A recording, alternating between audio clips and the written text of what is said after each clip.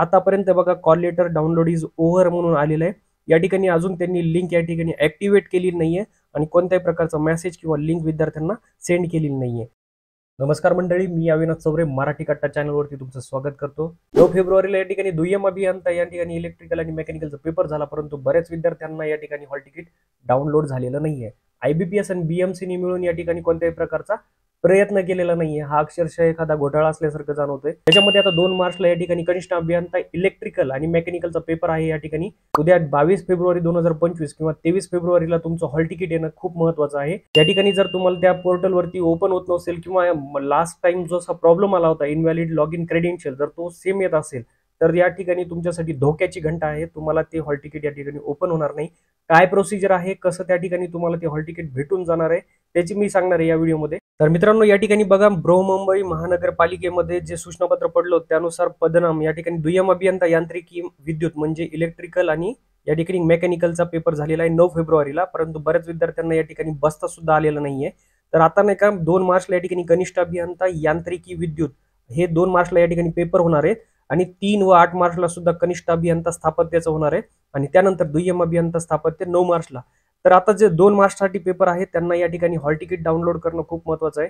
जर विद्यार्थ्यांना hall ticket download होत नसेल तर या ठिकाणी ते कशा पद्धतीने करू शकतात मी तुम्हाला सांगणार आहे। या ठिकाणी तुम्हाला त्यांच्या वेबसाईटवरती यायचं आहे। वेबसाईटवर आल्यानंतर या ठिकाणी BMC ची ऑफिशियल वेबसाईट आहे, हॉल तिकीट डाउनलोड लिंकवर तुम्हाला वापस क्लिक करायचं आहे। जर या ठिकाणी त्यांचं पोर्टल ओपन झालेलं असेल तर या ठिकाणी तुम्ही तुमचा ID रजिस्ट्रेशन नंबर आणि ते टाकून ओपन करू शकतात। जर आतापर्यंत बघा call letter download is over म्हणून आलेलं आहे। या ठिकाणी अजून त्यांनी लिंक या ठिकाणी ऍक्टिव्हेट केली नाहीये आणि कोणत्याही प्रकारचा मेसेज किंवा लिंक विद्यार्थ्यांना सेंड केलेली नाहीये। तर या ठिकाणी तुम्हाला काय करायचंय की याच्यावरती येऊन जर या पद्धतीचं आलेलं असेल, जर उद्या 22 तारीख आणि 23 तारखेला सुद्धा असंच राहत असेल तुमच्या ह्याच्यामध्ये, तर त्यांना लगेच या ठिकाणी कॉल करायचा आहे। मी तो नंबर तुम्हाला सांगणार आहे। त्यानंतर बघा तुम्हाला या ठिकाणी जर invalid log in credential open झाल्याच्या नंतर जर लास्ट टाइम सारखा प्रॉब्लेम येत असेल तर तुम्हाला तरी सुद्धा याच्यामध्ये काय करायचंय की त्यांना या ठिकाणी IBPS चे जे केअर नंबर आहे त्याच्यावरती कॉल करायचा आहे, ते मी तुम्हाला सांगणार आहे।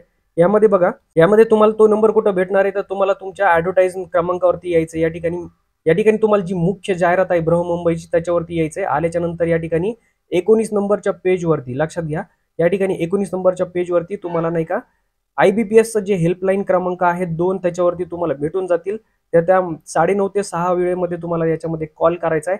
कॉल केल्याच्या नंतर या ठिकाणी लक्षात घ्या तुम्हाला शेवटी 9 नंबर प्रेस करायचा आहे, जेणेकरून तुमचा संपर्क हा तिथल्या हेल्प क्लिअर माणसाशी होणार आहे।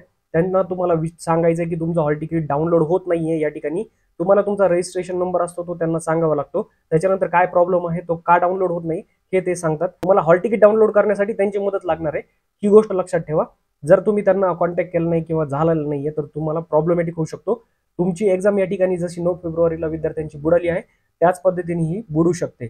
तर लक्षात घ्या तुम्हाला या नंबरवरती कॉल करायचा आहे। या ठिकाणी हा नंबर मी तुम्हाला या ठिकाणी डिस्प्लेवरती सुद्धा दिसत असेल, त्याच्यावरती जाऊन तुम्हाला कॉल करायचा आहे। तर मित्रांनो, चॅनलवरती बनून राहा, नवीन अपडेट आली की तुम्हाला ती कळवण्यात येईल। या ठिकाणी तुम्ही जर चॅनलवरती नवीन असाल तर चॅनलला या ठिकाणी सबस्क्राईब करा, लाईक करा आणि हा व्हिडिओ सर्वांपर्यंत शेअर करा। भेटूया पुढच्या व्हिडिओमध्ये, तोपर्यंत जय हिंद, जय महाराष्ट्र।